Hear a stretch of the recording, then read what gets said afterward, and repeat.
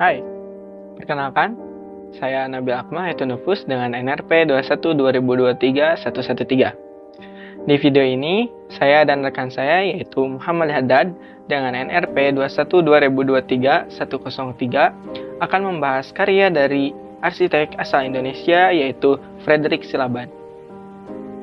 Frederick Silaban lahir di Bonandolok, Sumatera Utara pada tanggal 16 Desember tahun 1912. Setelah lulus dari Hollands Inland School di Narumonda, Tapanuli pada tahun 1927, beliau melanjutkan ke Koningen Wilhelmina School, sebuah sekolah teknik di Jakarta dan lulus pada tahun 1931. Setelah lulus dari sekolah tekniknya, ia langsung bekerja di Batavia sebagai juru gambar bangunan Kota Praja Batavia. Pada sore harinya, ia memanfaatkan waktunya untuk bekerja di salah satu biro arsitek Belanda. Saat itu, beliau sering ikut serta di pameran gambar di Pasar Gambir, Jakarta. Beliau meninggal pada tanggal 14 Mei 1984. Bagi Silaban, arsitektur yang baik adalah arsitektur yang sesederhana mungkin, seringkas mungkin, dan sejelas mungkin. Tentang ornamen, beliau berpendapat bahwa ada kalanya suatu perhiasan tidak dapat dihindarkan. Dalam hal ini, perhiasan itu sebaiknya menggarisbawahi fungsi gedung yang bersangkutan. Menurut beliau, penggunaan terlalu banyak elemen pada suatu gedung akhirnya tidak menguntungkan karena mengurangi kejelasan gedung itu. Karya Frederick Silaban yang saya analisis adalah Gedung Perintis Kemerdekaan. Gedung ini dibangun pada tahun 1960. Tempat ini menjadi saksi bisu dikumandangkannya proklamasi kemerdekaan Republik Indonesia oleh Sang Dwi Tunggal, yaitu Insinyur Soekarno dan Muhammad Hatta. Namun pada saat ini, Gedung Perintis Kemerdekaan dipakai sebagai kantor Bakamla atau Badan Keamanan Laut. Berdasarkan denah yang kita lihat, bentuk dasar dari bangunan ini adalah bujur sangkar yang ditransformasikan secara memanjang.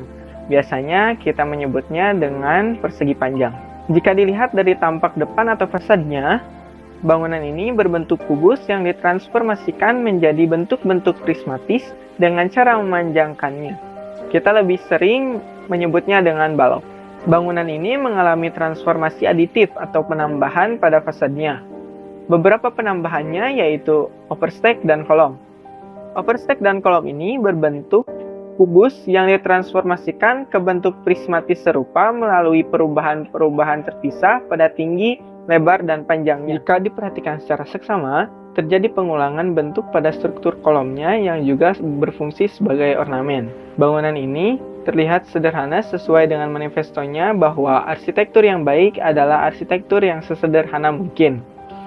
Setelah ini akan dilanjutkan oleh rekan saya yaitu Haddad. Di sini karya yang saya ambil adalah Masjid Istiqlal.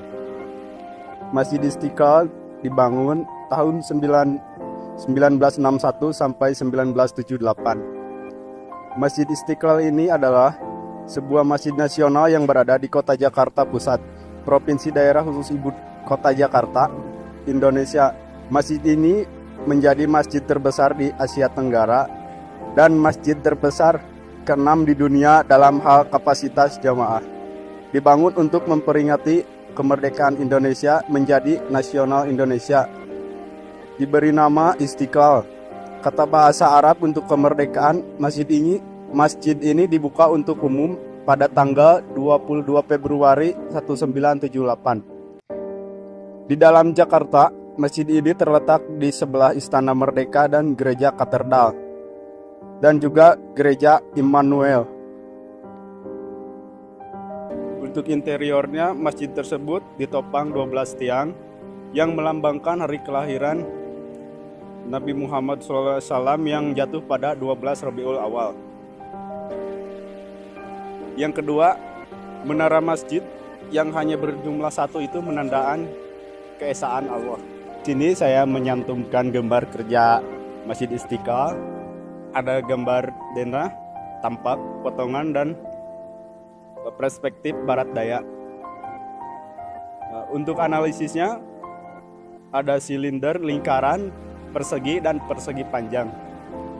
Untuk silinder, merupakan simbol Masjid Istiqlal Untuk lingkaran kemudian dipotong menjadi setengah lingkaran. Persegi dan persegi panjang, bentuk dasarnya persegi, namun tidak berbentuk persegi dan persegi panjang lurus dikarenakan ada coakan. Untuk analisis tampak depan, kolom struktur memiliki fungsi berjarak dan jaraknya dijadikan ventilasi. Ventilasi ini berbentuk persegi, ada yang pakai roster, ada juga kosongan. Analisis sistem geometri, kedua bentuk dapat terpisah dan dihubungkan unsur ketiga yang serupa geometrinya dengan salah satu dari bentuk asalnya. Untuk lokasi bangunan Masjid Istiqlal ini berada di Jakarta Pusat. Sekian, terima kasih.